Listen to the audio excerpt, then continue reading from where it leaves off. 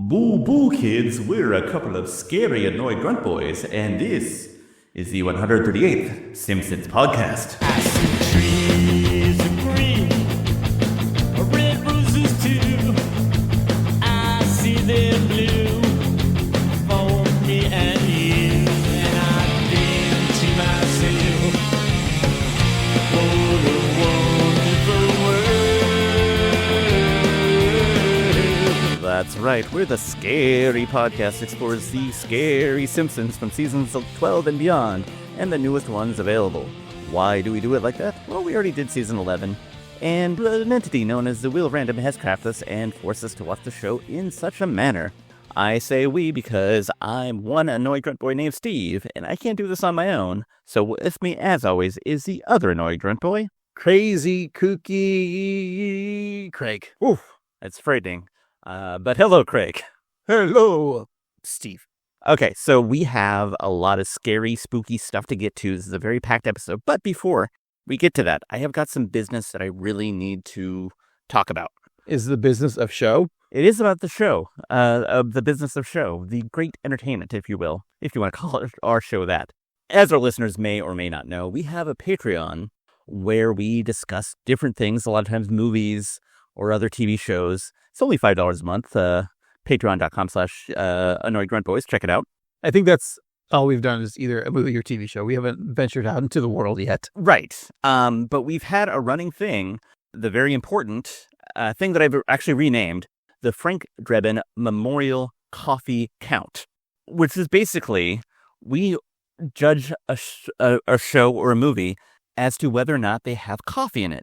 And we've been woefully ignorant and skipping this the past couple weeks. So I wanted to go back and say, Dracula Dead and Loving It, no coffee. That's why it's bad. But most recently, we talked about Monsters, Inc. And Mike says, do you want to go out and get a latte? So coffee. And that was good. So I think it just goes to show coffee, good, and it makes media better. So that's the business that I wanted to get to. What's your favorite Mike Myers sketch from SNL? Oh, definitely got to be the Japanese game show. Or Wayne's World. Yeah. But then the third, Coffee Talk with Linda Richmond. Yep. And then that problematic one nowadays with Nicole Kidman, where he plays a special needs kid. Yeah, what was that? Nicole Kidman, freshly single, Steve. That's right. Just let you know, if you want to get a divorce, you won't get Nicole Kidman. Oh, man. Heartbreak doesn't feel so good in a place like this. Speaking of Patreon, Steve. Yes. We were waiting on masturbated breath for this episode to drop. And Showing that. Bated breath for this episode to drop the new Treehouse of Horror because we knew there was going to be a parody of a movie or a TV show or something in it. And that was going to be our basis for the Patreon for this week. And, you know, we're trying to hawk our Patreon, which is only $5 a month. That's like, you know, it's Halloween season. mm-hmm. Like one bag of candy is like $18 million. It's really true.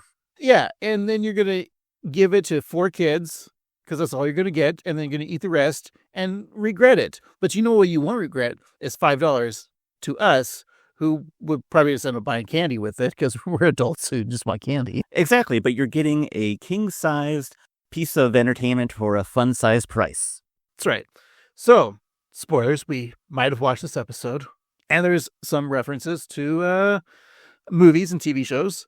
And I think on this introduction, we should figure out what we are going to review for this Friday's episode of The Annoyed Grunt Boys. Wow. So you listeners are really getting to hear how the sausage is made. We're going behind the curtains. You know, why don't we just do a podcast about making sausage? Maybe, yeah. Very time consuming. I've done it a couple times and I just end up just going to the store and buying sausages. I was going to say, like, I like to make a lot of my own things, but sausage doesn't seem worth it. What do we got, Steve? You wrote a list for us? Yeah. Let's discuss. So, first of all, last week we knew that the first segment involved some sort of sewer dweller, and we were like, oh god, another It reference. But I said maybe it's Ninja Turtles, and so I was thinking we could do something with the Ninja Turtles. And then in the second segment, Lisa gets a Rat King stuffed in her mouth, which is another villain from the Ninja Turtles. So I was thinking maybe Ninja Turtles. I'm always down to watching some old TMNT. So that's one option. We see Bart dressed as Steve Urkel, and there are a lot of fun Halloween episodes of Family Matters, and we've already done one TJF show, so I thought maybe that could be another option. Well, you forgot the first segment, Steve. The three obvious ones. There's greasy people, greasy creature. So Grease, Yes. the movie, or it's more like The Blob. But there's so many of my favorite movies. Jaws. Right. Jaws is a summer movie, so I don't feel like it's right for the Halloween season.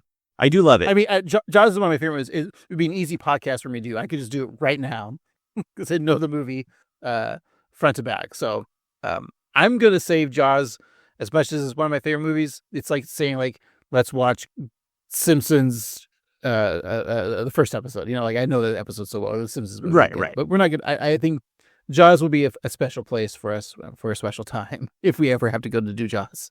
Now, you mentioned The Blob. Yeah. I don't know if I've seen a Blob movie. I've seen the original. It's fun and kind of slow. Yeah, that's kind of what I think. I like the footage that I have seen. It's a little slow, so could be a bit of a slog. And I don't want to do Grease. What?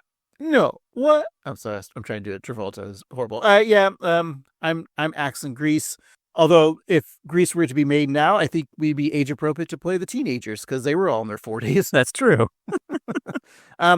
So the third segment, like you said, it's got a mixture of a little bit of like Water World because it's called Plastic World. Mm-hmm. A little bit of Mad Max vibe. Anything else? Yeah, those were the two like references, but also we have a lot of references to action figures because there's they make reference to the Simpsons action figures. So we could do an episode about the Simpsons action figures, or we could talk about cartoons from the 80s.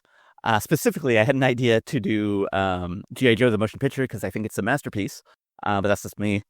So that's like the idea of like me wanting to do Jaws and you wanting to do G.I. Joe because you like those movies. Yes, that's exactly right. All right. But also there's the movie, the Joe Dante film, Small Soldiers, which features plastic soldiers that can move and talk and stuff. So those are some of my ideas. But what are you thinking, Craig? Well, we are in the Halloween season, and the scary stuff is what we want to talk about. I mean, we talked about Dracula Dead and loving it, although not scary, but based off of scaries. In the second segment, Late Night with Krusty is a parody of the movie Late Night with the Devil, which I've seen and Steve has seen. I want to revisit that movie, but I think I want to wait a while for that. Yeah, that's what I think too, because it feels like not that long ago since I saw it. And part of me wants to watch something that I haven't exposed myself to.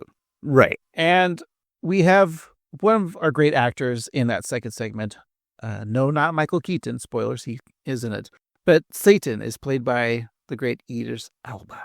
And there's a movie out there that he was in with a lot of like A-list actors that I have yet to see. And it might be at this point moot to talk about it because we're done making fun of it. Oh. But I've been curious as a cat. Oh, yes.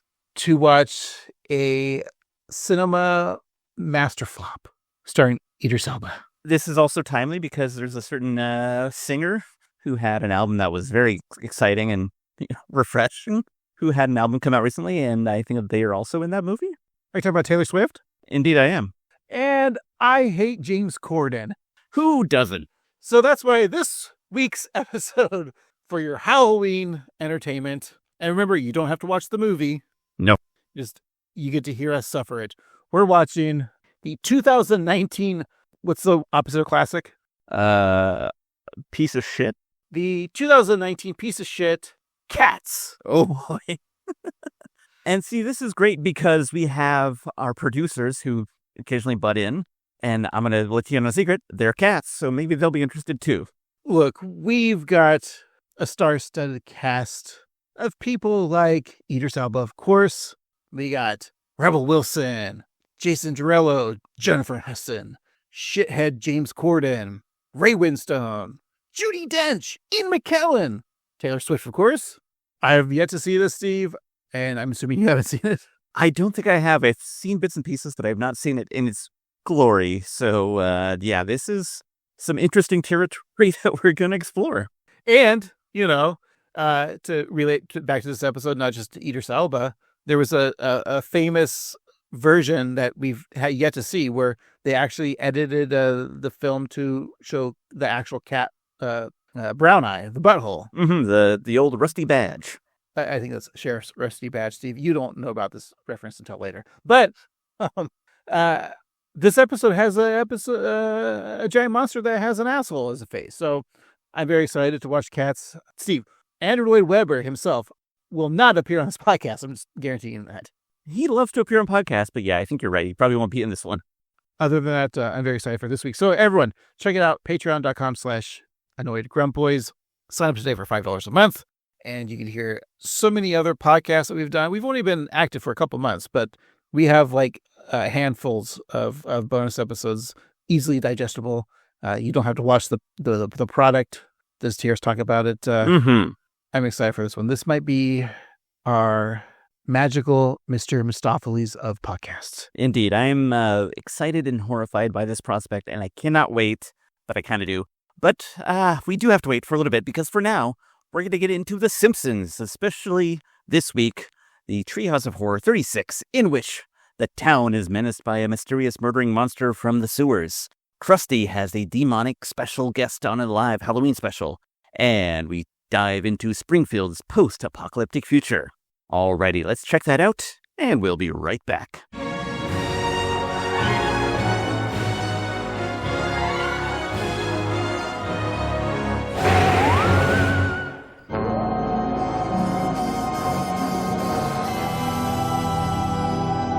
And we're back. Today we're talking about Treehouse of Horror 36. It is the third episode of the 37th season.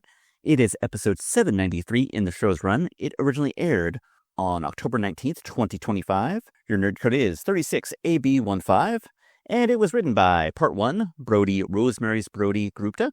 Part 2, Michael the Pricening Price. Part 3, Dan Greaney versus Mecha Greaney. And it was directed by Matthew Faughnan. And your showrunners are Matt Selman, Michael Price, and Al Jean. What, you're not going to give Matthew his scary name, or Matt, or Michael, or Al? You don't want to be here all day. You know, it's annoying because every time a new Treehouse of Horror starts, I'm watching the action and not looking at the credits, just like normal. And I always forget to look. And because, the way TV's made and audio sucks, you have to put captions on. So usually the captions are over the names. I'm trying to read what good old Bart, or let me look at other characters' names here. Ralph and Lucille say. You got the main ones. That's important, yeah. But we've talked about Broti and Michael and Dan many, many, many times. Broti, probably not as much. She's one of the newer writers. True. But she's written for The New Yorker or The New York Times and McSweeney's, but not, of course, the best publication, The New York Post, which is the most accurate publication since UK's The Sun. Almost as good as the Trader Joe's shopper, where I get all my news. Side note, when I get that Trader Joe's in the mail, it's very fun. It's like, when you were a kid and you got like the toy catalog in the mail, like the Toys R Us.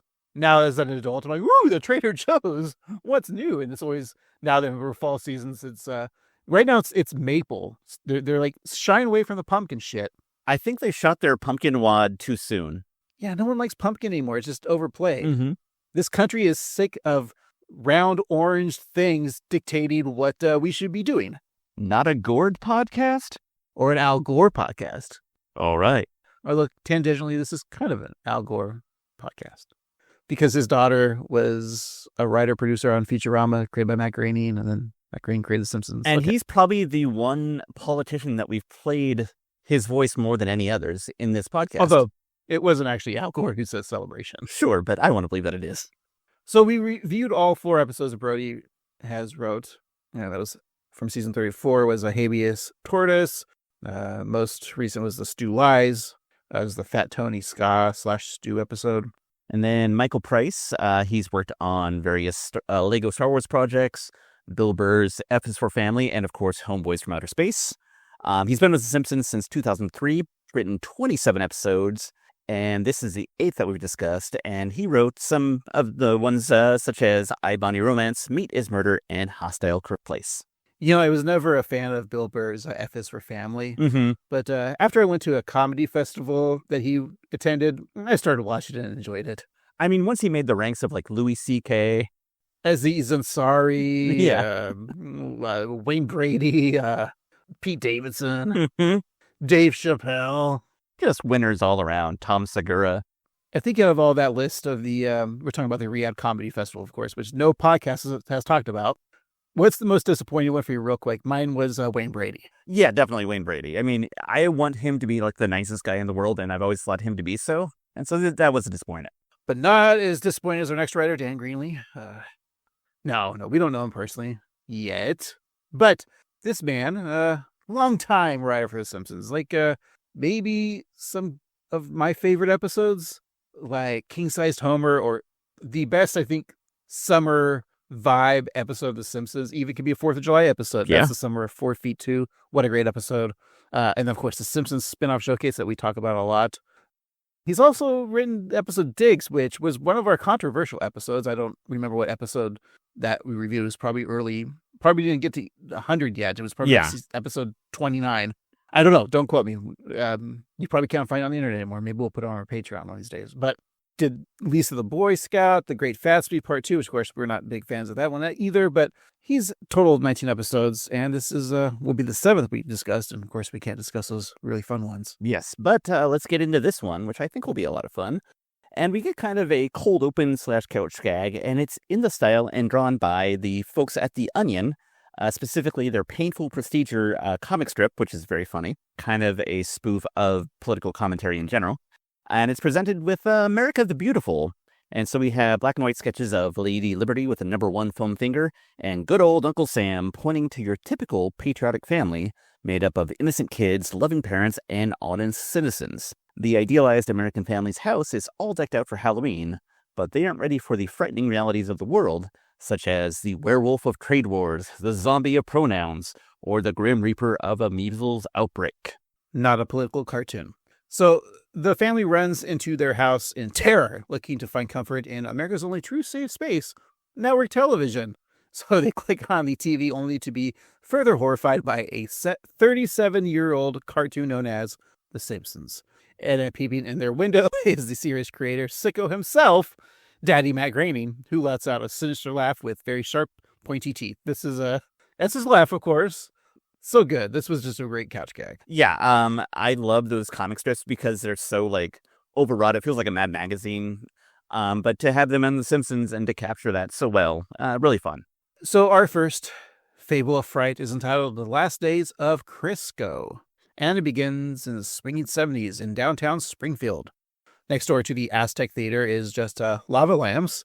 And next to that is Herman's Military Antiques, which just added a Vietnam War surplus to its collection. That's how we know it's the 70s. So inside of the Lard Lad Donuts, the mascot of which is sporting a very tasteful leisure suit, squeaky-voiced teen shares his confusion to Chief Wiggum, saying that a culprit came in and only took the store's grease. So with a prayer and a Lard have mercy, the first of many lard puns, Wiggum checks out the scene. He tastes some of the grease residual and confirms it to be the good stuff. Lady Lipid, Goopy Gold, Texas Ghee. I love the Texas Ghee. Oh, do you think John Travolta loves to taste some of his grease residual? Yeah, he's not like Jay Leno. He touches his grease money. I wasn't in Grease. I was in the movie Tamarita. Not Karate Kid, though. Maximum none. Damage, total, I don't know. Maximum control. Yeah, well, I thought you said maximum nut. It's a maximum nut. Almost you can come. Maximum nut is what you're going to be doing after No Fap November, right? Exactly, yes. I also like how the Springfield sign is like that bubbly, disco-y 70s typeface. That's funny. So from a sink behind Clancy, a tentacle of grease emerges from the drain and grabs Wiggum, forcing him down the drain with the help of a plunger, leaving only his grease-covered badge. So Mayor Quimby, in a dashing anchor suit, not unlike Mayor Vaughn in Jaws, announces Wiggum's replacement. We are devastated by the tragic loss of the irreplaceable Chief Wiggum. We're replacing him with Lou. Thank you, Mr. Mayor. As my first official act, I will launch a full investigation into what came up out of that pipe and did this to our chief. To that end, I brought in a local expert in all things having to do with sewers, sewage, and human waste. Yeah, how you doing? I spent my life in them pipes, panning for subway tokens and loose fillings. And over the years, yous people have turned my beautiful sewer into a cesspool. Pour your cooking grease and your animal fat down the drain, and over time, all that gloppy gunk stuck together and coagulated into what the legends call a fatberg. I'm just a simple turd monger, but there is only one explanation. That fatberg got so big that it's got to feed, and it's on the hunt for more grease. And it's gonna eat this whole lard-loving city if you don't do something. You know, when you learn not to put grease down or fat down the drain, I am so paranoid about that. If I fry something, even if I get a drip down there, I freak out. Yeah, I've in my recent years I've become less paranoid about that because I was in the same boat. I've done the trick lately of putting tinfoil over the drain, dumping it into the tinfoil, and then wrapping that up and tossing it. You can keep oil for a couple cooks. You know, if I'm doing I'm doing a deep fry, so I'll save it, and then usually for the last cook, I do a fish, and then after the fish, I'm done because usually you don't want to use fish again, fish oil or deep fried. I don't know what the standard is, but maybe 3 fries. Is that? I think that's very reasonable. Yeah. Okay. Yeah. Once it starts getting very dark, then you just gotta say, nope, that's it. And usually what I do to dispose of it, you're supposed to put it in a milk carton and put it outside the curb, aren't you? It's actual oil. Yeah, I think so, but I don't know. Is it for me? It might go into a Ziploc and into trash. Okay, so I am pro the environment. I think recycling is a good idea. I just want to put that out there. However, I do think a lot of the good nature that we all do to put things in our on our curb to separate them results in nothing, and it's just a pat on our backs to make us feel better because bigger corporations could easily be more mindful of what they're doing, but they don't. Capitalism is bad. Not a political podcast, but I think that if you don't dispose of your grease properly, it's not the end of the world. I think if you live in an apartment building, just dump it down the drain. It's not your concern. Exactly. In fact, use those non-flushable wipes on your ass and flush them down the toilet. Yeah, another thing that I experienced is I have garbage disposal, and so I'll put some food down there, which is fine. But I also drink a lot of coffee, and that's really bad for your disposal because it eats away because it's there. And so I have to be mindful of that as well. I remember when I was a kid, my mom would put eggshells in the garbage disposal, and she said it was good for him. But then now I hear that you're not supposed to do that. Yeah, the only thing that I knew is good for them nowadays is ice cubes because it sharpens the blades, evidently. At this point, I don't even put anything down the garbage disposal. I'm not joking. Just don't do it. I'm you know what? Screw it. I'm not going to risk anything. Mm-hmm. Except, of course, incriminating evidence. Of course, yes. I've probably said it on this podcast before, but this is going to be a shocker. I am a millennial, 40-year-old white male, and Jaws is one of my favorite movies. It's almost like it's just a really good movie. We were talking about last week of a sewer monster, and wait, the only thing I can think of was It, Stephen King's It. And well, they've already done a whole episode about It.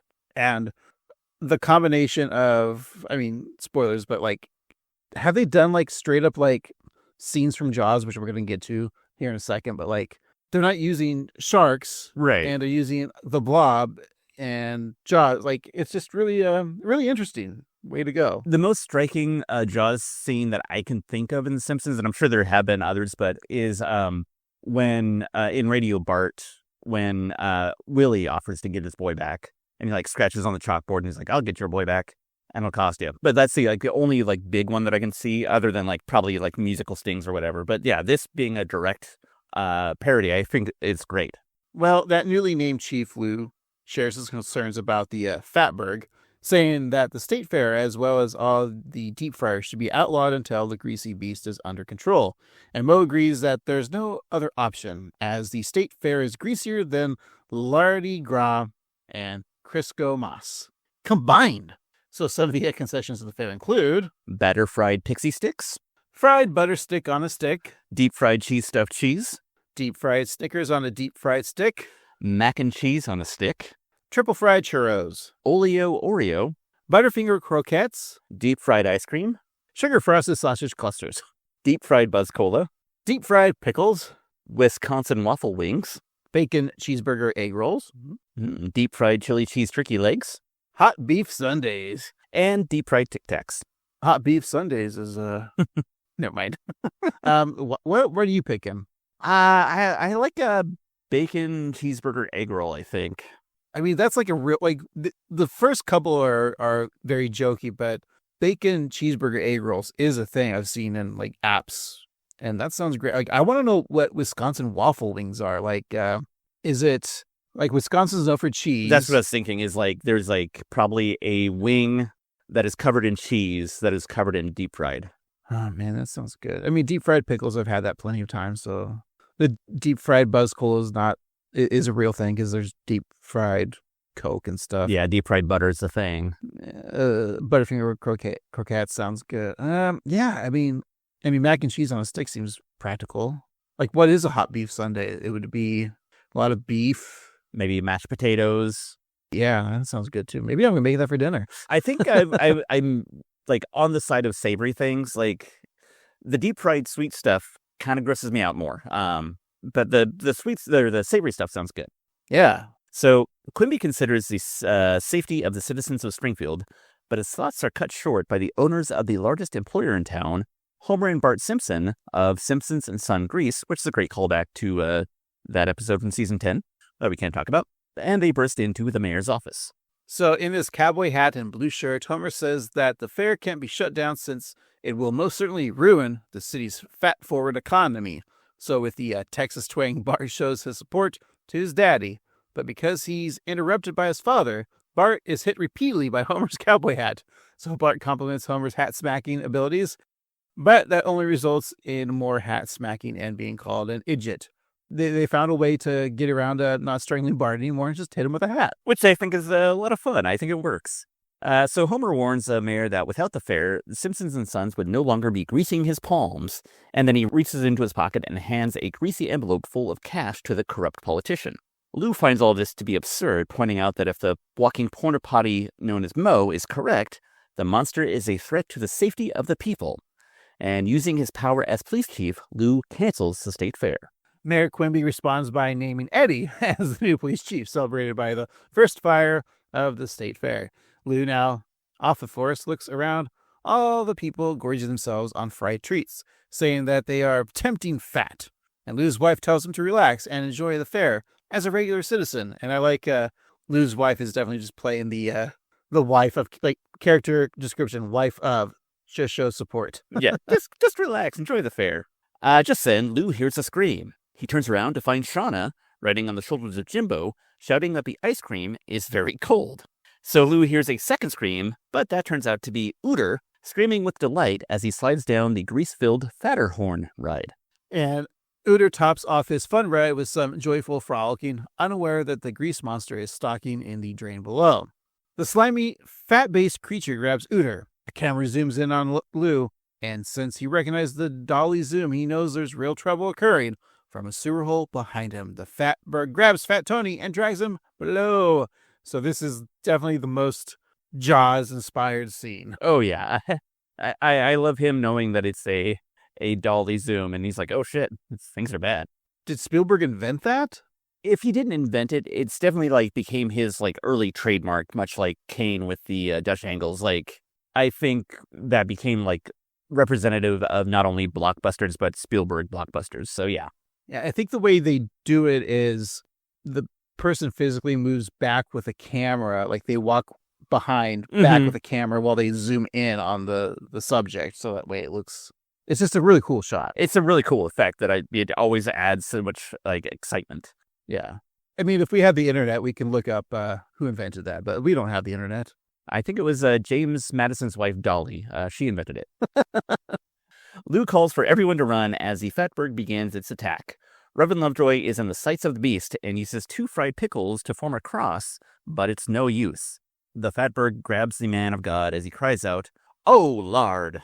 Stands are destroyed and people are captured by the Fatberg. One police officer is even battered and fried before being dragged underground. The long arm of grease then spins the wheel of large portions, sending overweight Springfieldians flying into the air.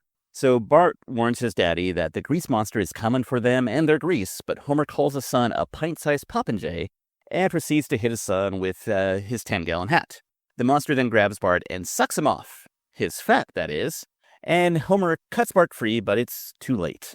All the hat smacks of the world won't revive Bart, who is now no more than a very skinny corpse. After Homer cries, hat smacking his dead son as he's zipped into a body bag, Homer admits his mistake. We warned them.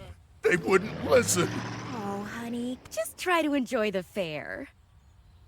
Lou, I was a fool not to believe you and this sewer-squatting human hemorrhoid. Time to teach that monster a lesson. The only way I know how. This here contraption will smack some sense into that mass of goo with the power of 50,000 megaswats! Come and get it, Fatberg! It's working. The monster's taking the bait.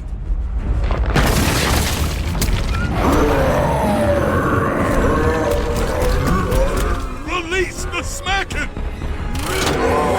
I like the Texas hat smacker. It's just a big hand with a big hat and smacks people around. It's fun. I love when they kill Simpsons family members on Treehouse of Horrors. Mm-hmm. There's a criteria for me. Like, there has to be very gruesome stuff that happens in animation, and this one episode definitely has that. So, like, seeing like Bart's like life and fat sucked out of him, very creepy. There's another scene that it's not a Simpsons character, but somebody gets killed, and it's very, very gruesome. So yeah. Are we talking about Moe? No, I'm actually talking about Skinner in another segment. Oh, yes. Well, we'll get there when we get there, Steve. Indeed. Well, Homer pulls the lever on his giant hat smack contraption just as the blobby grease beast draws closer. So the hat lands squarely on Fatberg's head, and it takes a moment to appreciate the new look. Even Moe admits that it's quite rakish. The grease beast then grabs Moe and pulls him like a crab leg, turning him into nunchucks with his intestines and the connecting chain. That's the part that was gross. Also, I like how the monster just looks like a giant asshole. Yeah, he really does. It's a giant greasy asshole. Is this the first time they've shown the Rusty Sheriff's badge on The Simpsons? I like the Rusty Sheriff badge. That's it's a good euphemism. We've seen a Bart penis and now a giant asshole. When are we gonna get some vagina? Are you talking about you and I together? Like, I mean, we're both married and you have a child, so presumably. Oh, I thought you were talking about like some side V. Oh God, side V. That's grosser than Rusty Sheriff's badge. The monster flails Moe about before flinging him into the air. The Fatberg then sets his sight on Citizen Lou, whose wife once again tells him to just enjoy the fair. Homer assures Lou that he's not going to die today, and then charges at the Fatberg, shouting, "Hasta la Grista!" And then Homer leaps into the gaping maw of Fat, leaving behind only his trusty knife. It was kind of reminiscent. I just rewatched all the Guardians of the Galaxy movies, and there's a scene where Drax does that same kind of pose. So I don't know if that's a reference to Guardians of the Galaxy where he goes into a giant monster's maw. Anyway, so Lou shouts, and the beast lurches forward, but then suddenly stops in his tracks. While experiencing cardiac arrest, captions show that Fatberg crying out, "This is the big one! I'm coming, Fat Elizabeth!" Am I allowed to do it like that? I think so. You're doing Alec Baldwin in 30 Rock. Doing. Yeah, there we go. Yeah, doing Sanford and Son. Fatberg dies of a heart attack, despite not having a heart. Lou doesn't understand, but Moe puts it simply. Not even a creature of pure fat could handle what Homer Simpson was made of.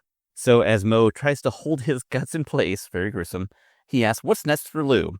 And Lou grabs the hand of his wife, declaring that he's going to enjoy the fair. There's just devastation and death all around. No one's alive. I was almost thinking like when Homer's knife came out, was it going to be that he didn't need a knife and he was just going to like eat his way out of the fat monster? And he would come out as like, grease. But this is a different Homer than our usual Homer, so I guess it wouldn't happen. That's true, I guess. But yeah, I think that would have been fun. Let's see if that was a very fun segment. Should we go to the second scary saga? Yes. Okay, it's entitled Clown Night with the Devil, and it begins with a warning heard here. The following is a recently discovered master tape and black and white behind-the-scenes footage from a live TV event that shocked the nation on Halloween night 1995. It's the Krusty Halloween Special! Hey, kids! This is my first ever live Halloween special. But not because I'm desperate. Comedy audiences can't sense desperation, can they? Can they? Can they? We can. Ugh. Okay, we'll be right back after Krusty sucks down a little self-confidence juice. Hey, Special K! Great show. Are you nuts? I'm dying out there. This whole special is your crazy idea. Yeah, because you're in big trouble. You think you're the only late-night kitty clown on TV? There's tons of other shows aiming for you, trying to knock you down to a 30 share. No show has ever gotten a rating that low. And neither will yours. Sir, first of all, 30 share is like not even imaginable these days. Like I think most like popular shows are like a 6 share because nobody watches TV anymore, especially network TV. Yeah, like Simpsons probably gets a 1 or 2 share, but it's also like the highest rated scripted show for Fox still. Mm-hmm. But like you'd get canceled if you had like a 15 share back in the day. Yeah, so that's very funny. And also the cover of Kids Variety reads, "Kitty content coming for kvetching Krusty," all with K's, which is a lot of fun. I love the KKKs of Krusty. I'm glad you finished that sentence. So, Hal Julian, I'm watching this episode because I forget who. Do we even talk about who was the guest stars this week? Oh, yeah. So we got Matt Groening in the intro. Well, no. Like, did we discuss last week? Oh, I think we may have mentioned it, but Okay. Yeah. If we did, I forgot. And I'm like, whose voice is that? Steve, did you know that is the voice of a many-winged creature? Oh, wow. Someone who's been a bat and a man, a bird and a man, and a vulture. That's right, Batman, Birdman, Vulture. And he's been a mom, a Mr. Mom, and an alcoholic. What was that movie? He was the alcoholic, Dead in Love. No. Yeah. No, what was that? It was like a very serious turn for Michael Keaton. Oh, yeah. Because, shit, what was that called? Dead Sober? I don't remember. But anyways, Michael Keaton. And we've already seen him as a Simpsons character, Puma Pride, of course. That's right. He plays so many parts, he'll need clones of himself. Yes. I love a Michael Keaton. Oh, yeah, he's great. One of my favorite actors. Really good, always funny, and just like plays a sarcastic everyman. Check out him in Jackie Brown. That's a very good role. He reprised that character in Get Smart. Oh, yes. Or Get Shorty, I mean. And of course, the movie where he played an alcoholic was Jack Frost. Also, RIP to his sister, Diane. Of course. And to their father, Buster. Yes. And Steve, everyone knows this, but his real last name is Douglas. His name is Michael Douglas. I hope he doesn't suffer the same affliction that his namesake gets from Catherine Zeta-Jones. So yeah, he's the sleazy producer. I guess I should just say producer. Right. Sleazy producer. It's an oxymoron. Of course. Though King and Kodos don't appear in this episode, Steve, which I'm a little disappointed. They technically do because Sherry Terrio dressed as them for Halloween. It's a nice little touch. Some other costumes include Jaffe Zwisky as Steve's favorite web slinger. No, not Mark Zuckerberg, because he slings stuff on the web. A joke's so meta. Dumb. Hubert Wong as Darkwing Duck. Martin Prince as Darth Vader from Star Wars. Oh, okay. Wendell Borton as C-3PO, also from Star Wars. And then we got Janie Powell as Sailor Moon from Sailor Moon. We've got Ooter making a second appearance in this Treehouse of Horror as Batman from the DC Comics. All these costumes are very 90s appropriate. That is true. Like, in a way, though, the Star Wars costumes kind of maybe out of fashion because this is 1995. I'm disagreeing. Okay. Star Wars was still big. Look at this, Martin and Wendell. They're like kind of the dorks. That's a fair point. And I've always been into Star Wars as a kid, so. And I could imagine them having like the VHS like 3-packs, like those. Oh, I did. Yeah. Yeah, exactly. That's what I'm imagining them having. So yeah, you make a fair point. Yeah. No, Star Wars was still popular. Like they're a few years away from 3 from episode 1. Mm-hmm. I feel like more like Janie Powell is kind of like a trendsetter because like Sailor Moon, well, it was popular in Japan, but like I think kind of in the 90s became popular in America. Yeah, I think it took a little while for it to gain any notoriety until, the late 90s. So yeah, she's ahead of the curve. So Hal Julian assures Krusty that he has made a great deal for him and will pay off big that very night. So Krusty takes to the stage to offer his usual high-concept art comedy, such as The Yuxorcist, wherein Father Fakakta, played by Sideshow Mel, is tasked with Yuxorcerizing Krusty's daughter, who is played by Mr. Teeny. And so in the audience, Bart, dressed as Steve Urkel, tells Lisa, dressed as Lydia Deetz from Beetlejuice, that he finds the idea of an Exorcist parody to be fresh and hilarious. There should have been a scene. I don't write down the episode, but there should have been a scene where the producer Hal, is that his name Hal? Mm-hmm. I forgot already. Goes up to Lisa and like saying, "Like your costume." That would have been really funny. Could have walked up to Uter as well. Oh yeah, duh. More obvious one. And then gone up to Jaffe and said, "Fuck your costume." And also good on Bart for not doing blackface then. Yeah. He didn't do that. In the 90s, you could do it. I mean, look at the PM of Canada. He was doing that in the 90s. Yeah, it was fine. And now he's with Katy Perry. So all we got to say, do blackface and you might get with a pop star. An astronaut. And an astronaut. I always forget that, Steve. So the sketch goes on with Krusty and Mel throwing pies at Mr. Teeny until his eyes glow with the flames of hell. And a luxurious but frightening baritone of Idris Elba. So dreamy. Mr. Teeny declares that he is Satan and that he's come for Krusty. Mel complains that he wasn't allowed to do such improvisations despite his 7-year tenure at the Groundling Sunday Company. Ooh la la. So Steve, as a former improv guy, is the Groundlings Sunday Company kind of like the freshmen, the newbies? I think the Sunday Company and other improvisers who may listen might know. I think that's kind of a solid gig to get because that means that like every Sunday you get to play, but you're playing like early shows for families and like probably tourists. So you have an easy, if not appreciative crowd, but you get to perform on the regular, which is not always easy in an improv troupe. So it's not bad. Huh. Yeah. So yeah, I can see maybe like people with tenure like get that gig because it's a morning. They'll have to be out late at night with all like the drunk alcoholics that are coming in yelling dildo factories. Mm-hmm. Although it'd be funny if it's a Sunday Company and little kids in the audience like, dildo factory, penis. So Mr. Teeny leaps from the bed and bites off the face of Sideshow Mel. The audience screams in horror, and in the panic, Krusty calls for someone to save his sidekick, someone other than himself. So Hal Julian requests help from the crew, and luckily for him, they are armed and ready. Has anybody on the crew got a gun? Shoot the monkey! I better get a smoke bonus for this. This is the best Christmas ever!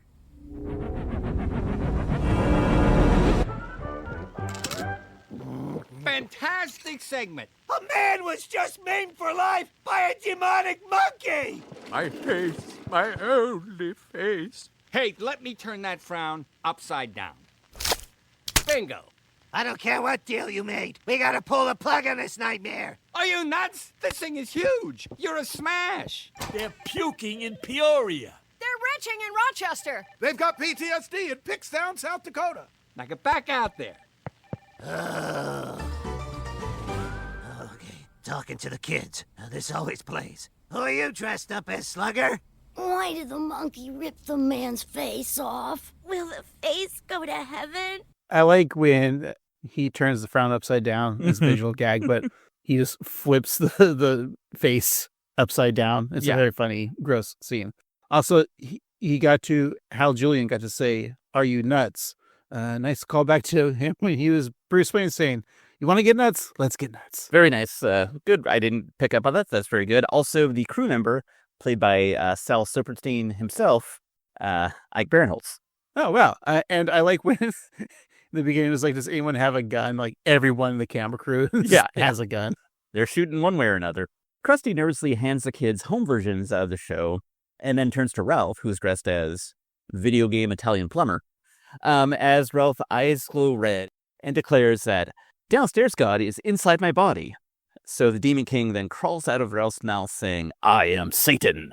So I like how Ralph is like supposed to be dressed as Mario, and it's like the assumption, of course, you can't actually show Mario because then you got to pay Nintendo. But my theory is that the Wiggums are too cheap to buy the actual Mario costumes, so they go to like a Dollar Tree to get the Italian video game plumber to make it look like he's Mario. But then Ralph would be so oblivious. He'd be like, "That's fine." It's like, I probably talked about it so many times, but as a kid, I hated it when you had that vinyl trash bag you wore that had like the picture of Spider-Man on it, but you were still wearing like that crappy Spider-Man mask. Right. Like that's kind of what Sherry O'Terry are wearing because it says like Kang and Kronos like on their smock. So yeah. I feel like as millennials, that market needs to be retapped for like, adults. Like they should bring that back for as adults I think we've missed the mark, as millennials now are too old to be going out not trick-or-treating, but parties we just don't care anymore. But like, if you had like reissues or like current things millennials like, instead of, popular movies, like just do podcasts. Like, here I'm Mark Maron, but with like a silly Mark Maron plastic mask with a plastic vinyl thing of like him with a guitar and a cat. Yeah, like you could have the smartless guys like I'm Sean Hayes and I'm Jason Bateman. Well, I don't know who owns those rights to crappy plastic vinyl costumes, but I think we should get on it. Yes, I think there's a gold mine to be had there. More plastic for this environment to be buried in the future, right? What an odd thing to say. We're not there yet. Let's continue with this one, Steve. All right. So Krusty is terrified by the sight of guest star, but that fright is nothing compared to the screams of horror the kids experience in the audience as they pop one by one, blood splattering everywhere. Unaware of what's going on, Homer pops in to see if the show is nearly over, as he has been circling the block this whole time.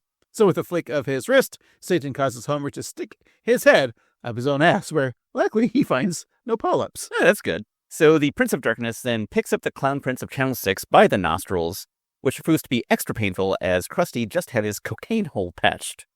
Satan then makes his demands. Krusty, I have come to collect on a bargain made on your behalf. A deal made by him. This is all your fault. You wouldn't shut up about the great deal you made because it was with the devil. What? No. What? The only deal I made was for this live TV Halloween special. I made the deal with him! Did I do that? You know you did do that! I told Mom and Dad you were in league with Satan, but they didn't believe me. Nobody likes a tattler.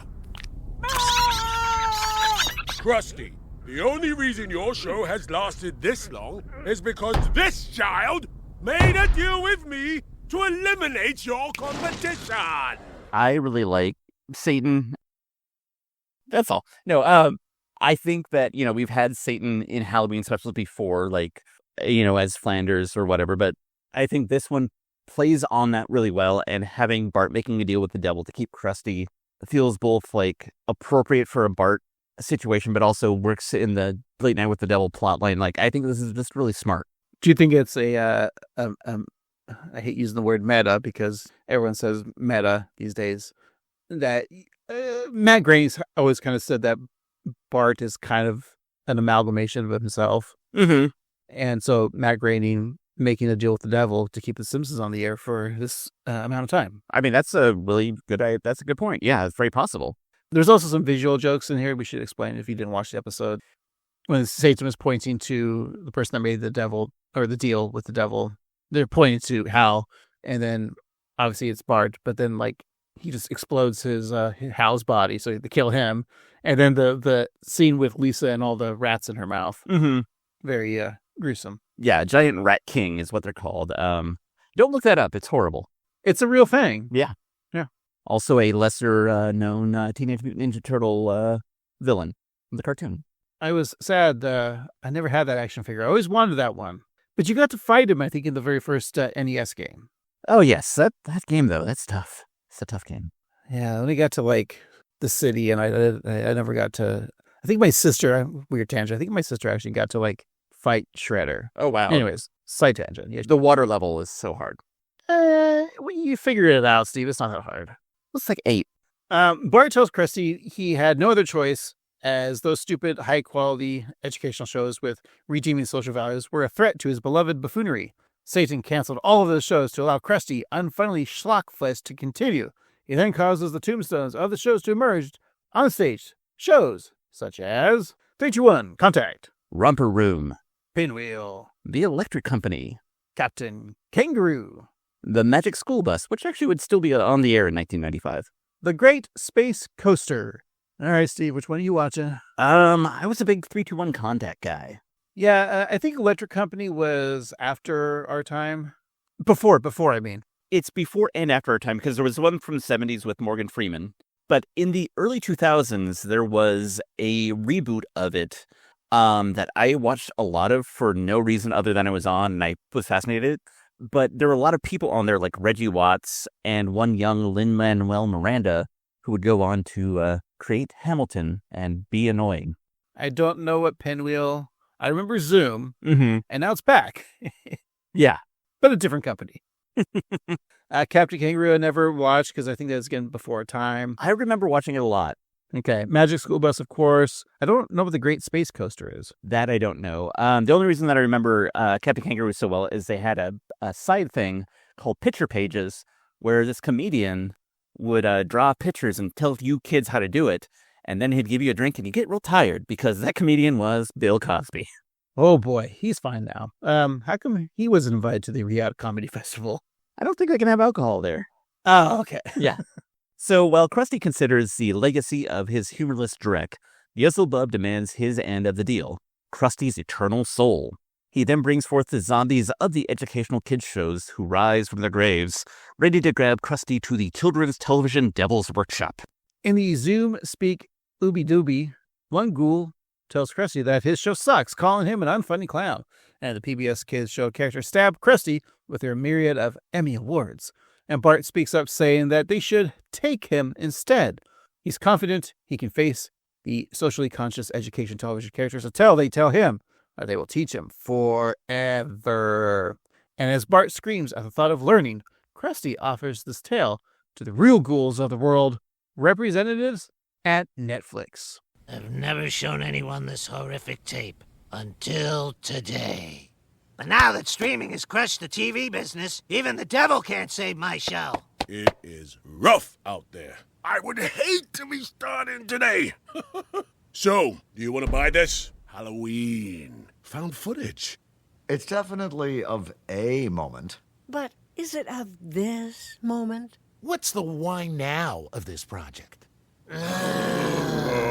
Really good. The tag on the end of Netflix just makes this so much more brilliant just because TV's in a bad place, entertainment's in a bad place, and I think that Late Night with the Devil is like one of the highlights of the past 3 years in horror, which is probably like the one industry that is making interesting stuff these days.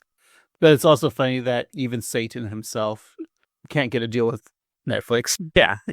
It's very good, yeah. Steve, should we go on to the very last tale? Yes, and our last lurid lore begins at, well, the beginning of time. A woman's voice describes how the Earth was green and lush, aside from the occasional asteroid, which just so happens to kill the dinosaurs munching on its leaves. And if you want to hear more about dinosaurs ending and the world ending at the same time, check out our Patreon. So the announcer goes on to say that the decaying organic matter would become oil, which would then become plastic. This is shown, fittingly enough, as a plastic dinosaur inside the box of a Krusty Burger Laffy Meal. As the narration goes on to say, all of Earth is now a vast, shiny, inorganic desert of soda straws, tic-tac boxes, and recycling bins called Plastic World. Oh, and it's cool because in this animation, we see a lot of like plastic that is not in the Simpsons animation, but it's actually more, is it computer animated but like it looks like real plastic, it's shiny and stuff. Yeah, looks real, yeah. In a landfill full of shiny and impressively animated plastic, there's survivors who are sifting through a sea of ball pit balls hoping to find some sort of organic material. Gil discovers a real-life Slim Jim, which is nearly plastic, but his victory is short-lived as his neck is impaled by Martin, who is gotten jacked, and he's wearing plastic green hands and a green skull chestplate. So Martin approaches his leader, who blows a vuvuzuela at the prospect of jerky. Amidst the post-apocalyptic savagery, one visionary leader dreams of a sustainable future for humanity. Friends, ever since I lost my family in the avalanche of Diaper Genie Bag Mountain, I found solace in the good book. The book teaches us that humans once grew real organic food in a strange, dirty substance known as dirt. I truly believe that somewhere underneath all the plastic, there is dirt. And that is why we dig. Hey, Lisa! We tunneled down through a layer of little yellow ducks. But then we hit a vein of Halloween pumpkin pails. but we blasted through it and found dirt. The prophecy was true. Let me see it. Voila! Davis! You gotta keep digging. Find real dirt, soil. I've tried, but there isn't any. Before we get into that clip, one of the gruesome deaths, not the one that I was thinking of, is the way that Martin just gutted Gil's neck with a Hot Wheels track. Very good. It kind of looks like Martin is wearing like the breastplates or whatever you call them of like a He-Man toy. That's what I was thinking. Yeah, it feels like very kind of Skeletor coated. If he had a blue chest, I would have thought that he just took over his body. But yeah. And the book that Lisa was talking about was Better Homes and Gardens. But the real funny thing of that clip to me was Milhouse presenting Dirt, the tabloid magazine, which has Voila Davis, who's also our announcer, was actually Viola Davis. That's very funny. Yeah. Milhouse angrily explains to Lisa that below them is nothing but hundreds of miles of shaky, unsupported tunnels. So he stamps his foot as he says this, causing himself, Lisa, and the rest of the community to fall through the top layer of plastic trash. So Lisa looks around her surroundings, seeing a strange building known as the Quick E Mart. Inside, among the skeletal remains of Snake Jailbird and somebody named Pooh, who we haven't seen in a bit, Lisa and her crew find shelves of forever food. So Otto snorts the cream from a pure, uncut Twinkie, but Lisa is hesitant about their bounty. As she puts it, this is junk food, and it'll feed them for now, but it's just delaying their inevitable starvation. She then needs something sustainable, and she may just be in luck. We've gotta find seeds! Sunflower seeds. We can plant sunflowers, corn nuts. We can grow corn and Funyuns, which must be a fun type of onion. All we have to do is find soil and plant these, and humanity will have a chance to survive. The seeds are life. Or not. What up, Fugliosa? Bart? I thought you were killed with Mom and Dad. Nope, I survived.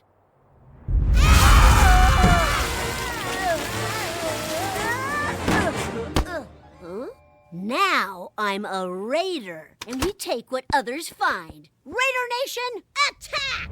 Bart, no! Take the ho-hos and ding-dongs if you must, but leave the circus peanuts for us to plant to grow a better tomorrow. I will not let you destroy our future. Will too. Will not. So was the gruesome death of Skinner getting his head blown off. That's it.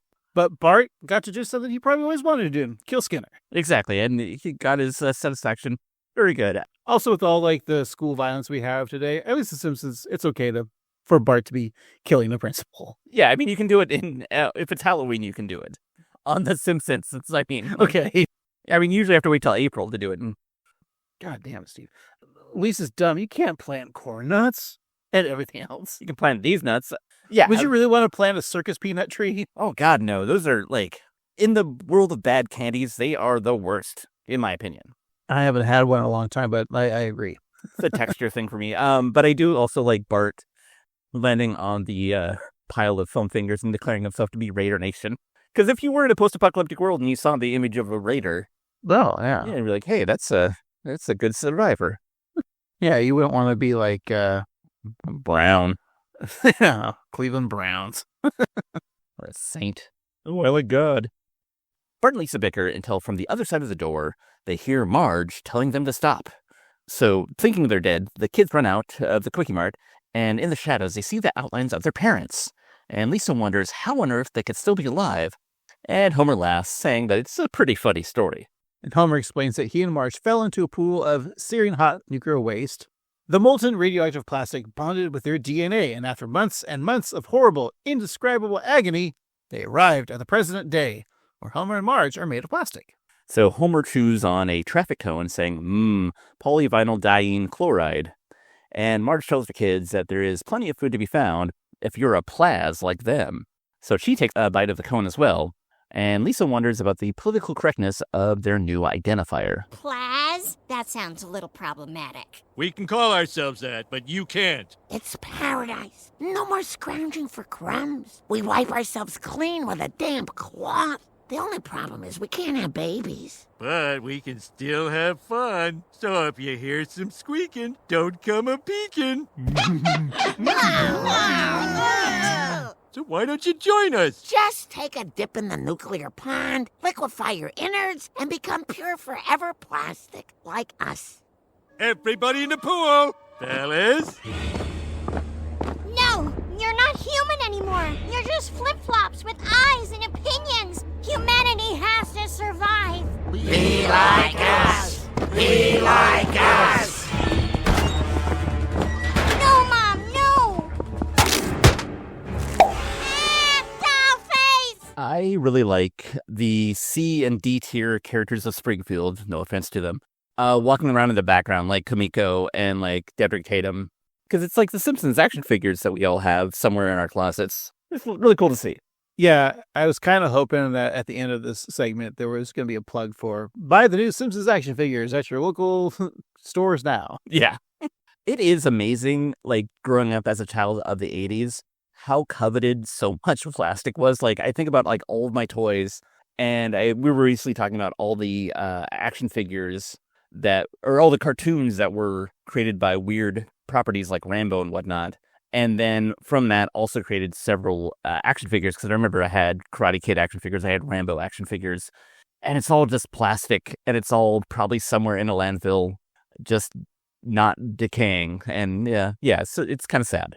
I remember, like, speaking of Batman, Michael Keaton, I remember like the Batman toy lines were always just crazy because there would be like scuba dive Batman and like Arctic Blast Batman. Like, these weren't in the movie, but yet they had to make action figures. Yeah. Jungle Cruise Batman or whatever. There was literally a Jungle Cruise Spider-Man that I remember where he wears like a pith helmet and khakis over his Spider-Man costume, and I think it comes with a Jeep or something.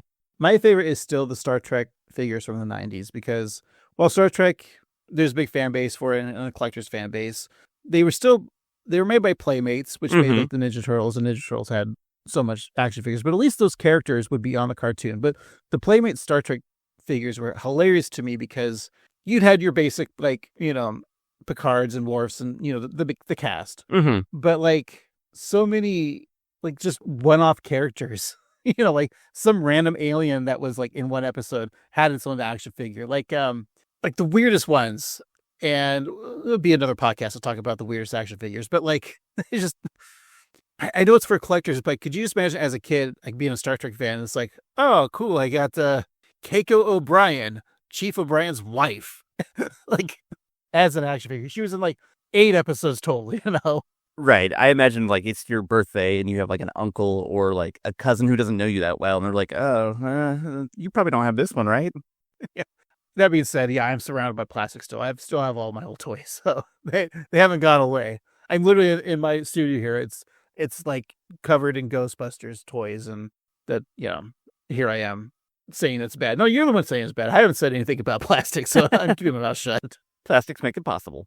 So Bart repeatedly kicks Homer in the groin, but it has no effect. Let me see if that works on you too, Steve. It's okay, Steve. Here's a Twinkie. Snort the filling out. He asks his father why he isn't crying, and Homer responds that he's as smooth as a G.I. Joe down there and as hairless as Ken. Ooh. Bart and Lisa are backed into a corner where Bart finds several cans of hairspray. And as every bag-burning bad boy knows, that fire is the natural enemy of plastic. So using his handy-dandy lighter, Bart creates a makeshift blowtorch, but it only results in burning Lenny's hands to sharp points, making them easier to stab the buff body of Martin. Nelson chugs some aftershave and blows flames at Reverend Lovejoy and Cletus, causing their faces to melt. He presses the heads of the two men together and then laughs, saying that they'll be kissing forever. That feels like a thing that I did at a certain point. Like, I'd have a lighter and I'd, like, melt. Oh. Not kissing Reverend Lovejoy forever. I thought you were Nelson and you just burned two people's faces and mushed them together. I may have done that too. It's a long childhood. So Lisa blasts Wiggum with flaming hot Cheeto dust, leaving the police chief in a pool of melted plastic. So Bart and Lisa then set Homer and Marge aflame. The adults are then sucked into a fan, and the remaining parts are consumed by the squishy machine. And Bart and Lisa may be alive, But with the Quickie Mart left of burning wreckage, they have no food. The siblings come to the conclusion they may just be the end of humanity. But just then, something appears to ooze out of the squishy machine. It's Maggie? Oh my God. Mom and Dad were plastic, but somehow they created new life. An innocent baby. That should be easy to kill. Hey! No, don't you see? Even though she's made of plastic, this baby is the next evolutionary phase of humanity. This world doesn't belong to us anymore. It belongs to her.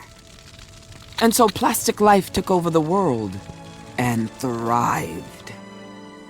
We kept the humans alive for as long as we could, sheltering them on reservations and naming sports teams after them. Eventually, they died out. But we paid tribute to them because through their mindless consumption, humanity created a perfect world. So then we see Maggie, voiced by Viola Davis, telling the other Maggies how they came to be. And we see the Maggie World sign in the background, and the statue of Maggie, where Jebediah Springfield should be, standing on the dead body of Bart with the caption, "Suck, suck, suck, suck." And Joey Ramone's rendition of What a Wonderful World plays. And we have our episode of Treehouse of Horror 36. I haven't listened to that version of Joey Ramone's in a long time. I remember when that came out. Mm-hmm. Like, it came out like that album, his solo album came out like a few months after or before he died. Yeah. And it was just like a sad, like hearing that song, him singing it was so sad. I remember that. And yeah, it was very tragic. And the Ramones still remain to be like one of my favorite bands of all time. And yeah, it was very sweet to hear. Although if they were all still alive today, I'm pretty sure they'd be a little right-leaning, if you know what I mean. Definitely one of them, yeah.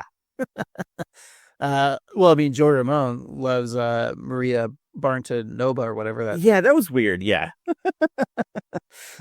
So they'd still be watching Box News. I also like, in a way, it kind of reflects or bookends the beginning when we saw Springfield in the 70s and how it was different. And now we have Springfield of the Maggieverse. That's true. We get to see the whole spectrum of the world, and it's very exciting. And yeah, a lot of fun. Well, let's think about what that fun that we just saw. Take a break. We'll be right back. And I say to myself, what a wonderful world.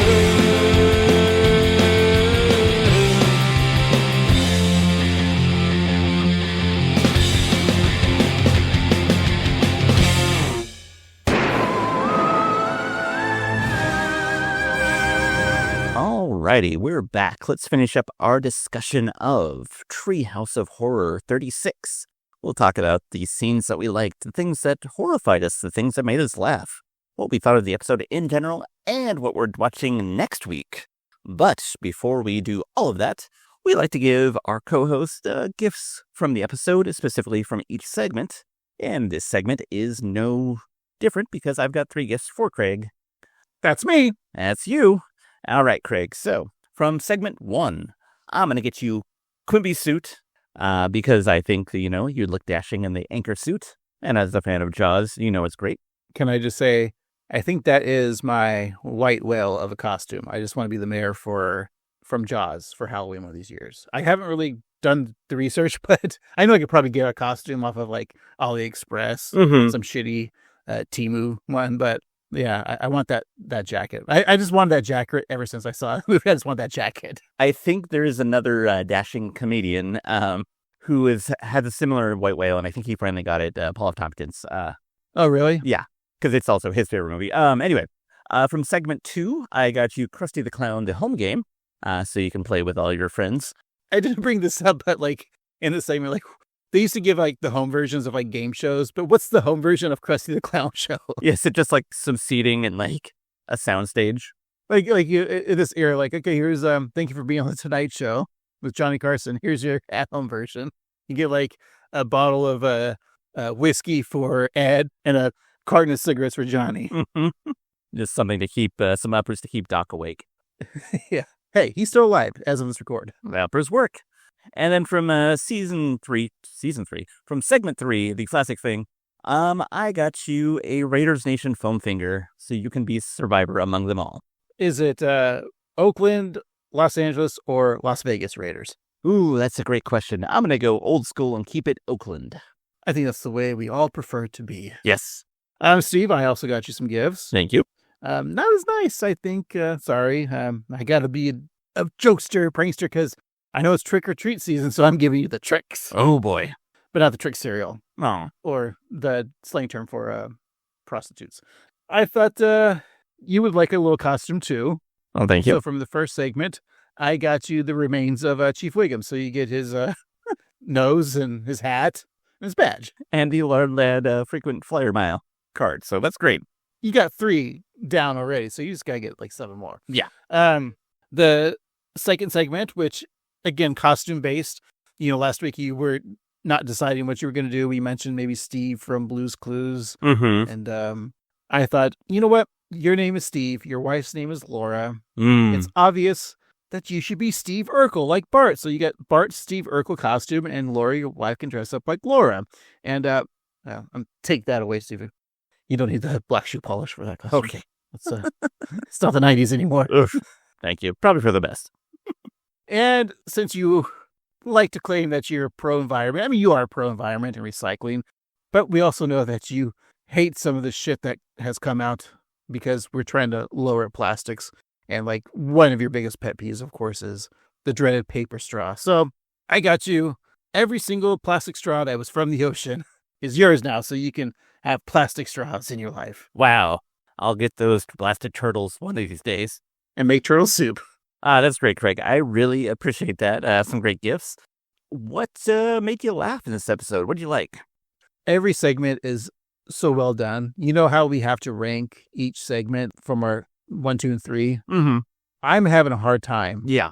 With that. All the jokes and gags. Like I loved in the honestly, like the beginning segment with Homer hitting Bart with the hat, like that joke constant. I just love the Jaws references. I love the gruesomeness of Mo getting torn in half. I love the butthole monster. I love, Bart's entire body being sucked to death. In the second segment, Michael Keaton is great. I mean, Idris Elba is great. All the kids' costumes. It's such a visually interesting episode. I like how it goes with the flow of the black and white, like in the real life behind the scene footage with the color. It's such like Late Night with the Devil. Like even like the graininess of the quality of like the TV. Like I want to watch this episode on an old CRTV because it would look like how we recorded episodes from the 90s on VHS. Like that animation just would fit perfectly with that time period. Just everything with the devil and that, like the gruesome deaths, and that tag with the Netflix at the end was just genius. Viola Davis joke, of course, like you said, just genius. The gruesomeness, I mean, with Bart just killing Skinner. All around, just fun gags, fun jokes. How about you? Yeah, it's really tough because the open with the Onion comic, like that was great. Aside from all the things you mentioned about the first segment, there's also that running all the lard puns and the grease puns, like from Lardy Gras to Crisco Miss. And then also Lou's wife constantly popping in being like, you have fun at the fair. So good. And of course the Jaws blob references, so good. And Late Night with the Devil, really good parody of that, capturing the whole vibe of the movie perfectly, but also the commentary on the state of television and also the 90s throwback, really good. Also, I like the fact that they called off all those PBS shows and how they were canceled because they were too smart, which is a good commentary on the world. And of course, I love dystopia, and I especially love environmental dystopia. And so the way that the last segment came out, first of all, it's just visually stunning. I love it when, especially Bart and Lisa are talking to Marge and Homer, and the way that they're just so disparate as plastic characters. And the gruesomeness of it, and the jokes about like surviving off of sunflower seeds and Funyuns. Really funny. It's really hard for me to pick a favorite segment, and I don't know if I can.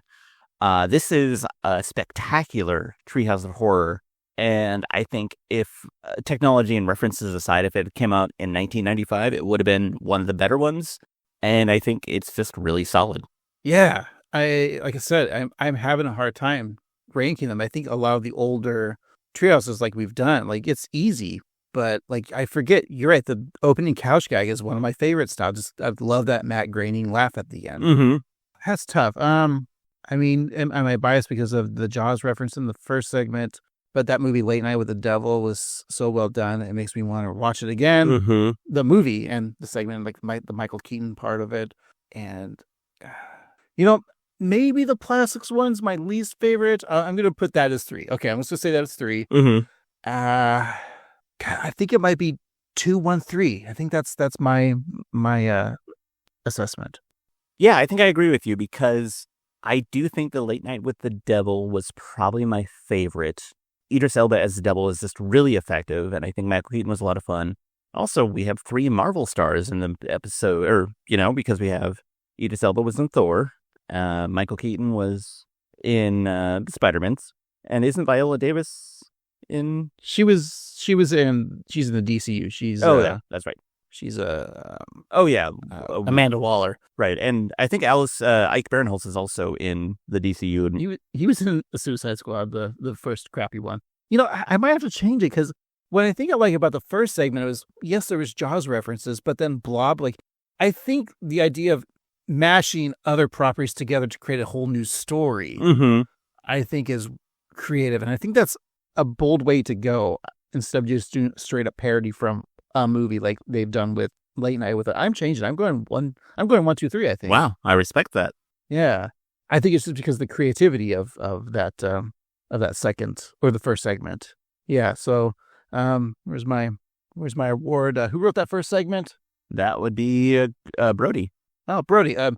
Here's the Annoyed Grunt Boys Award for Achievement in the Field of Excellence. Wow, prestigious. I know we've only had 3 episodes this season. But it's safe to say for me, this has been my favorite episode of this new season. 100% agree. Also up there for us, like I've lost track of how many Treehouse of Horrors that we've talked about. And I know that we've liked most of them. And like last week, we enjoyed that one. But I think this one might be up there for one of my favorites.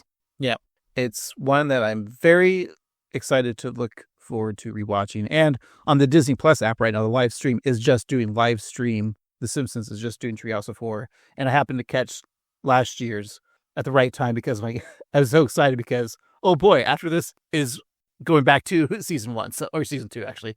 And last year's was great too. Remember the Genes, the Venom episode? Oh yeah, that was really good. Yeah, that was a great one. So I think the newer Treehouse of Horrors have been killing it. So pun intended, I guess. So yeah, highly recommend this. I can't wait for the 36 days of Treehouse of Horror episodes. You got to start in September now to watch one day. That's right. So do you have a ranking for this? Oh, yeah, you're right. Ranking.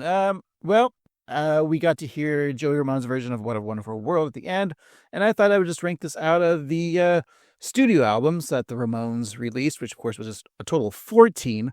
Now, of course, it's obviously it's up to you to decide what's your favorite Ramones album, but it's kind of popular in the scene that the first 4 albums are kind of considered like the best, right? Ramones, Leave Home, Rocket to Russia, and Road to Ruin. And then towards the end, like, what's your least favorite Ramones? Is it like Halfway to Sanity or Brain Drain? Or... Brain Drain's pretty not for me. I think we kind of had an upswing towards the end. I think Acid Eaters is fun, and I think Adios Amigos is really good. It's great, yeah. But I'm going to say this episode is a Rocket to Russia. Ooh, yes, very nice. How about you, Steve? Yeah, I mean, I shared my thoughts. I think this is really incredible, and I think that there's so much good in this. And if I had to give it a ranking, the last episode dealt with the decay of plastic, and an action figure takes about 500 years to decompose. And so out of 500 bleak years, I'm going to give this solid 498. So we're all going to be dead, but this episode will still be there, warming our hearts and the plastic around us. So plastic lasts as long as probably the Trump presidency. According to social media, that's true. It just keeps on going and going. All right. Watch this episode. Amazing. Absolutely. I completely agree. And I hope that you watch next week's episode, which is also new. Craig, what do you think the title of that episode is? Well, we're done with Halloween and on to the normal life of The Simpsons. I'm going to say the episode is a parody of one of the movies that they parodied in this episode, which of course would be Bart wearing his Steve Urkel Family Matters costume. So I think this episode is going to be called Family Splatters. Ooh, interesting. I'm very curious to know what is actually splattering in that, but we'll never know because that is not the title. Because the title we do have is Men Behaving Madly. What do you think that's about? Well, that was a TV show, Men Behaving Badly, but I think this is Men Behaving Madly. I think, I don't know the spelling of it. I'm going to say that Bumblebee Man has become an internet sensation on TikTok, or whatever the version of TikTok is on The Simpsons. And he starts becoming a viral meme TikToker or whatever. So every man in Springfield wants to be like the Bumblebee Man. Ooh. And in the B story, Lisa gets the measles and dies. Wow, that's a bleak story, but not as bleak as the sitcom starring Rob Schneider and Justine Bateman. But no, sadly, that is not correct because Marge turns to a man camp to save the men of Springfield from themselves. So Marge is like a right-wing nut now. Yeah, and I don't know if you've seen the footage. There's actual man camps where dickheads spend $18,000 to be berated by other dickheads. Just real dumb stuff. Yeah, you can just spend $5 a month and listen to our podcast and get the same experience because we're two alpha bros right here. When I think of manliness, I think of the annoyed grunt boys. Or should I say annoyed grunt men? Who wrote this episode? Why, it was John Frank. Oh, man. Don't tell me Stephen Dean Moore directed it. You know it. Those two alpha males. But we have a guest star that might salvage this episode. Can I guess? Sure. Is it The Scout? Is it Mother? Is it Lost in America? Is it a third thing? That was the third thing. Oh, yeah, that's right. Rule of the threes. Is it Scout, Mother, and Lost in America? That's right. Yes, that's great. It is A. Brooks. I don't know what kind of Brooks. Maybe an Albert Brooks. That's right. We get Hank Scorpio himself, but not Hank Scorpio because he's playing somebody named Greg. Yes? Greg, not Craig. Oh. Yeah. Okay. Bummer. Yeah. God, could you imagine if his name was Craig? I would just automatically give this episode the best episode of all time. Yeah, no, it's Greg, and nobody good is named Greg. How about Greg Kinnear? I stand corrected. Or Greg Gutfield? Oh, we're talking funny. That's funny. And we hope that you're funny enough to enjoy us. And listen to us every week. Wait. Did you say, I hope you're funny enough to enjoy us? That's right, because we're some pretty highbrow comedy, and our listeners need to be funny to understand it. This is how highbrow we are. Gangway, gotta poop.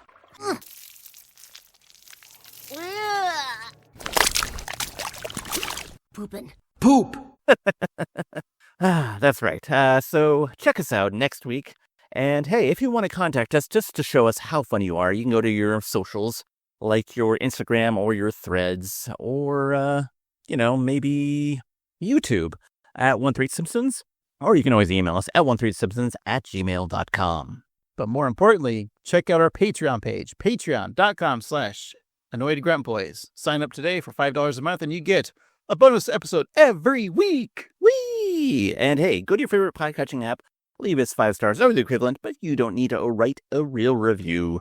Just tell us what your favorite deep fried thing is.